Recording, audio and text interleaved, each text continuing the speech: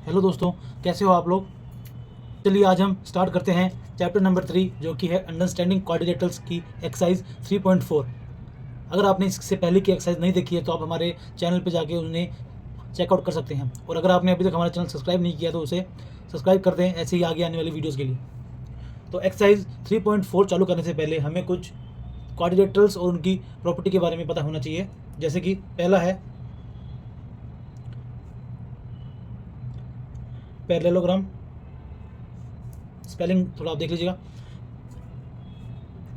Parallelogram के बारे में हम पढ़ चुके हैं। ये कुछ इस तरीके का बनता है पैरेललोग्राम। ये इसके डायगोनल्स हैं। इसकी पहली प्रॉपर्टी ये होती है कि इसके जो अपोजिट एंगल्स होते हैं, वो इक्वल होते हैं। दूसरी प्रॉपर्टी वो है जो इसकी अपोजिट साइड्स होती है वो भी इक्वल होती है। और जो तीसरी प्रॉपर्टी वो है जो इसके डायगोनल्स होते हैं वो बाइसेक्ट करते हैं each other. Diagonals bisect each other, ये तीन इसकी मेन प्रॉपर्टीज़ है पैरेललोग्राम की। सेकंड जो आता है वो आता है रोम्बस। रोम्बस की अब जो प्रॉपर्टी है, रोम्बस भी पैरेललोग्राम की तरह ही होता है। रोम्बस की properties all properties of parallelogram, यानी कि जो भी पैरेललोग्राम की प्रॉपर्टीज़ थी, जैसे कि इसके भी अपोजिट एंगल इक्वल होते हैं, इसकी भी अपोजिट साइड्स इक्वल होती है, इसके भी डायगोनल्स बाइसेक्ट करते हैं, और इसके बाद में इसके जो डायगोनल्स होते हैं वो एक दूसरे के परपेंडिकुलर होते हैं। Diagonals are perpendicular to each other. Third जो है वो है रेक्टेंगल। रेक्टेंगल के बारे में हम सबको पता है। रेक्टेंगल की क्या प्रॉपर्टीज होती है, ये एक इसके अंदर all the properties of parallelogram की सारी प्रॉपर्टीज होती है। दूसरा, each angle is a right angle. ये हमें पता है कि हर एंगल राइट एंगल होता है 90 डिग्री का। इसके जो डायगोनल्स हैं, डायगोनल्स आर इक्वल, इसके डायगोनल्स इक्वल होते हैं। इसके बाद जो अगला फोर्थ है वो है स्क्वायर। पता है कि स्क्वायर की सारी साइड्स इक्वल होती है। इसके अंदर भी all the properties of parallelogram की सारी प्रॉपर्टीज होती है। एंड रोम्बस एंड रेक्टेंगल, यानी कि स्क्वायर में एक पैरेललोग्राम, एक रोम्बस और एक रेक्टेंगल, सबकी प्रॉपर्टीज होती है। उसके बाद में आता है काइट, जो कि हम इससे पिछली एक्सरसाइज में हमने काइट के बारे में पढ़ा था। अगर आपने वो वीडियो नहीं देखा है तो आप उसका लिंक मैं ऊपर आई बटन में दे दूंगा, आप वहाँ से जाके चेकआउट कर सकते हैं। काइट की पहली प्रॉपर्टी है diagonals are perpendicular to each other. Second property है one of the diagonals bisect the other. ये थोड़ा सा समझने का है कि इसका सिर्फ एक ही डायगोनल दूसरे को बाइसेक्ट करता है। जैसे कि मान लीजिए ये एक काइट का डायग्राम है, इसमें ये दो साइड इक्वल होती है और ये दो साइड इक्वल होती है। तो मान लीजिए ए बी सी डी है, तो एक काइट में जो एंगल सी है वो एंगल ए के बराबर होता है, लेकिन जो एंगल बी है वो एंगल डी के बराबर नहीं होता। तो ये सारी कुछ इनके प्रॉपर्टीज़ थी। हम चलिए स्टार्ट करते हैं एक्सरसाइज 3.1 का क्वेश्चन नंबर 1। इसमें हमें ट्रू एंड फॉल्स बताना है। तो जो पहला स्टेटमेंट है वो है ऑल रेक्टेंगल्स आर स्क्वायर। क्या सभी रेक्टेंगल स्क्वायर होते हैं? तो इसका आंसर होगा नो, क्योंकि हमें पता है कि स्क्वायर की चारों साइड इक्वल होती है, लेकिन रेक्टेंगल की जो अपोजिट साइड होती है सिर्फ वही इक्वल होती है। अब आता है statement number B, all rhombuses are parallelogram. हमें पता है कि पैरेललोग्राम जो होता है उसकी अपोजिट साइड्स इक्वल होती है, वहीं अगर और जो रोम्बस होता है उसकी भी सारी साइड इक्वल होती है, और जो पैरेललोग्राम है उसकी भी साइड्स अपोजिट साइड्स इक्वल होती है। तो रोम्बस की भी अपोजिट साइड्स इक्वल हुई, तो ये इसका आंसर आ जाएगा यस, सारे रोम्बसिस पैरेललोग्राम होते हैं। जो इसका ऑप्शन सी है, स्टेटमेंट सी है, वो है all squares are rhombuses and also rectangles. तो क्या सारे स्क्वायर रोम्बस हैं, बिल्कुल, क्योंकि रोम्बस की सारी साइड इक्वल होती है, स्क्वायर की भी सारी साइड इक्वल होती है। एंड ऑल्सो रेक्टेंगल, तो रेक्टेंगल की अपोजिट साइड्स इक्वल होती है, तो स्क्वायर की भी अपोजिट साइड्स इक्वल होती है, वो सारी इक्वल ही होती है, तो अपोजिट साइड्स इक्वल होगी, तो इसका आंसर भी आ जाएगा यस। अगला जो पॉइंट है, स्टेटमेंट है, वो है all squares are not parallelogram. तो क्या सारे स्क्वायर्स पैरेललोग्राम नहीं होते? पैरेललोग्राम की प्रॉपर्टी है कि इसकी अपोजिट साइड्स इक्वल होती है। उसी तरीके से अगर हम देखें तो स्क्वायर्स की भी अपोजिट साइड्स इक्वल होती है, तो ये हम कह सकते हैं कि सभी स्क्वायर पैरेललोग्राम होते हैं, लेकिन यहाँ इसने बोला नॉट, तो ये हमारा नो हो जाएगा, यानी फॉल्स हो जाएगा। अगला स्टेटमेंट है ऑल काइट्स आर रोम्बस। क्या सभी काइट्स रोम्बस होती है? तो हमें पता है कि रोम्बस की सारी साइड्स इक्वल होती है, लेकिन जो काइट है उसकी सिर्फ एडजेसेंट साइड्स ही इक्वल होती है, तो ये भी फॉल्स हो जाएगा। अगला स्टेटमेंट है ऑल रोम्बसिस आर काइट। क्या सभी रोम्बसिस काइट है? अब हमें पता है कि काइट की दो साइड इक्वल होती है और दो अलग साइड इक्वल होती है जो एडजेसेंट होती है, वहीं रोम्बसिस की सारी साइड इक्वल होती है, तो जो रोम्बस है वो ऑल रोम्बसिस आर काइट, ये बिल्कुल सही है। अगला स्टेटमेंट है all parallelograms are trapezium. Trapezium की प्रॉपर्टी हमने इसे पिछले एक्सरसाइज में देखी है, अगर आपने वो अभी तक नहीं देखी है तो आप जाके देखिए, हमने अच्छे से उसको एक्सप्लेन किया है। ट्रेपीजियम की जो one pair of opposite side होता है वो इक्वल होता है, तो पैरेललोग्राम का भी जो पेयर ऑफ अपोजिट साइड होता है वो इक्वल होता है, एटलीस्ट वन तो होता ही है, और पैरेललोग्राम के तो दोनों ही होते हैं, तो ये भी यस हो जाएगा, यानी ट्रू हो जाएगा। Squares are trapezium. क्या सभी स्क्वायर्स ट्रेपीजियम होते हैं? हाँ, हमें पता है कि ट्रेपीजियम के one pair of opposite side equal होती है, स्क्वायर के भी one pair of opposite side equal होती है। स्क्वायर की तो दोनों pair of opposite side he equal होती है, तो हमें तो कम से कम वन चाहिए, तो ये भी बिल्कुल सही है।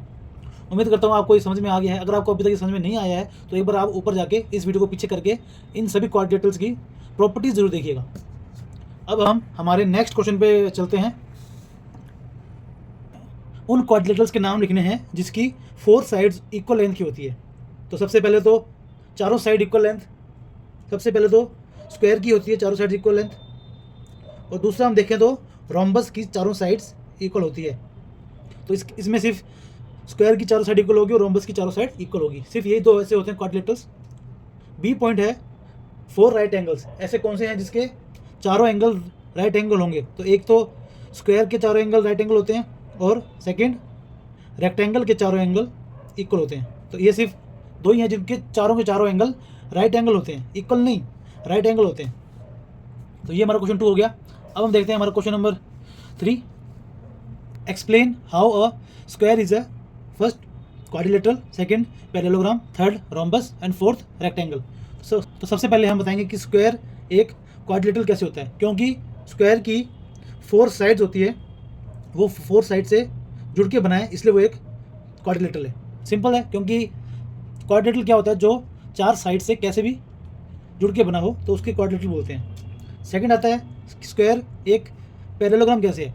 हमें पता है कि पैरेललोग्राम की अपोजिट साइड्स जो होती है वो इक्वल होती है, इसी तरह से स्क्वायर की जो अपोजिट साइड होती है, opposite sides of square are equal, और वही चीज़ पैरेललोग्राम की होती है, इसलिए स्क्वायर एक पैरेललोग्राम है। अब थर्ड आता है रोम्बस। स्क्वायर एक रोम्बस कैसे है? क्योंकि स्क्वायर की all 4 sides are equal. Rhombus की भी चारों साइड इक्वल होती है और स्क्वायर की भी चारों साइड इक्वल होती है, इसलिए स्क्वायर एक रोम्बस भी है। अब अगला आता है स्क्वायर एक रेक्टेंगल कैसे है। रेक्टेंगल की जो अपोजिट साइड होती है वो इक्वल होती है, वही हम देखें तो स्क्वायर की भी जो अपोजिट साइड होती है वो इक्वल होती है, तो इसी तरीके से स्क्वायर भी एक रेक्टेंगल है। क्वेश्चन नंबर 4 देखते हैं। Name the quadrilaterals whose diagonals first bisect each other, second are perpendicular bisector of each other, and third are equal. हमें उन क्वाड्रिलेटरल्स के नाम बताने हैं जिसके डायगोनल्स आपस में बाइसेक्ट करते हैं। तो सबसे पहला जो है वो है पैरेललोग्राम। हमें पता है कि पैरेललोग्राम के डायगोनल्स बाइसेक्ट करते हैं। दूसरा है वो रोम्बस, रोम्बस के भी जो डायगोनल्स हैं वो बाइसेक्ट करते हैं। तीसरा है स्क्वायर, स्क्वायर के भी डायगोनल्स बाइसेक्ट करते हैं। फोर्थ है रेक्टेंगल, रेक्टेंगल के भी डायगोनल्स बाइसेक्ट करते हैं। एक बचा काइट, लेकिन जो काइट है उसके डायगोनल्स, उसका सिर्फ एक डायगोनल है जो बाइसेक्ट करता है, बाकी नहीं करता। अब सेकंड है are perpendicular bisector of each other, जो एक दूसरे को बिल्कुल 90 डिग्री पे बाइसेक्ट करते हैं, जो बिल्कुल एक दूसरे के परपेंडिकुलर बाइसेक्टर हैं। उसमें कौन आएंगे? सबसे पहले आएगा रोम्बस, क्योंकि उसकी सारी साइड इक्वल होती है, और दूसरा आएगा स्क्वायर। सिर्फ ये दो ही ऐसे क्वाड्रिलेटरल्स हैं जिसके जो परपेंडिकुलर बाइसेक्टर्स होते हैं। थर्ड है वो जिसके थर्ड है जिसके जो डायगोनल्स हैं वो इक्वल होते हैं। तो उसके अंदर एक स्क्वायर के डायगोनल इक्वल होते हैं, दूसरे रेक्टेंगल के डायगोनल इक्वल होते हैं। सिर्फ यही दो हैं जिनके डायगोनल्स इक्वल होते हैं। अब हम चलते हैं हमारे अगले क्वेश्चन पे, जो कि है क्वेश्चन नंबर 5। क्वेश्चन नंबर 5 बोलता है explain why a rectangular is a convex quadrilateral, कि एक जो रेक्टेंगल है वो कॉन्वेक्स क्वाड्रिलेटरल कैसे है। मान लीजिए ये एक रेक्टेंगल है कि जो दोनों डायगोनल्स हैं वो क्योंकि रेक्टेंगुलर के फिगर के अंदर लाई करते हैं, because both the diagonals lie in its interior,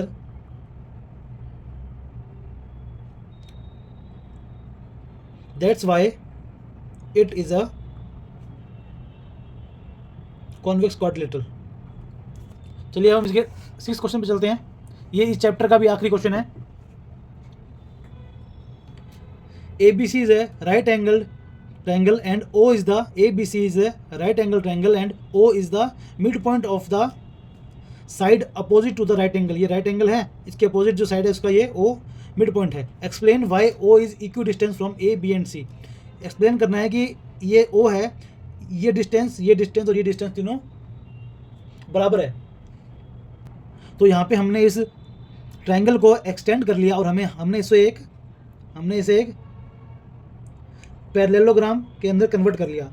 अब हमें पता है कि पैरेललोग्राम जो होता है उसकी जो साइड है, यानी AD जो साइड है वो पैरेलल है BC साइड के, और जो AB जो साइड है वो पैरेलल है DC साइड के।